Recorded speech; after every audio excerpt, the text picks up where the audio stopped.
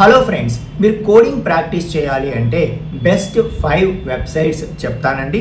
Okay, so ఫస్ట్ది వచ్చి hacker rank అనమాట. సో హ్యాకర్ ర్యాంక్ అనేది బిగినర్స్కి చాలా బాగుంటుంది. ఓకే, సో స్టార్టింగ్ లెవెల్లో మీరు చిన్న చిన్న ప్రోగ్రామ్స్ అన్ని ప్రాక్టీస్ చేసిన తర్వాత మీరు హ్యాకర్ ర్యాంక్లో ప్రాక్టీస్ చేయండి. మీకు కొంచెం కాన్ఫిడెన్స్ అనేది బిల్డ్ అవుతుంది. ఓకే, ఆ తర్వాత మీరు లీడ్ కోడ్ యూజ్ చేయండి. లీడ్ కోడ్ అనేది ఏంటంటే కోడింగ్ ఇంటర్వ్యూస్కి అలాగే డిఎస్ఏ ప్రాక్టీస్ చేయడానికి చాలా బాగుంటుంది అనమాట. ఓకే, సో ఆ తర్వాత మీరు కోడ్ ఫోర్సెస్ యూజ్ చేయండి. కోడ్ ఫోర్సెస్ అనేది ఏంటంటే కోడింగ్ కాంపిటీషన్స్కి ప్రిపేర్ అయితే ఇది చాలా బాగుంటుంది అనమాట. ఒక కాంపిటేటివ్ లెవెల్లో మీరు ప్రాక్టీస్ చేసుకోవడానికి కోడ్ ఫోర్సెస్ ప్లాట్ఫామ్ చాలా బాగుంటుంది. ఓకే, ఆ తర్వాత గీక్స్ ఫర్ గీక్స్ అండి. ఇందులో టన్స్ ఆఫ్ ప్రాబ్లమ్స్ ఉంటాయి విత్ సొల్యూషన్స్ అండ్ ఎక్స్ప్లెనేషన్స్, కాబట్టి మీరు దీనిలో కూడా ప్రాక్టీస్ చేసుకోవడానికి కన్సిడర్ చేయొచ్చు అనమాట.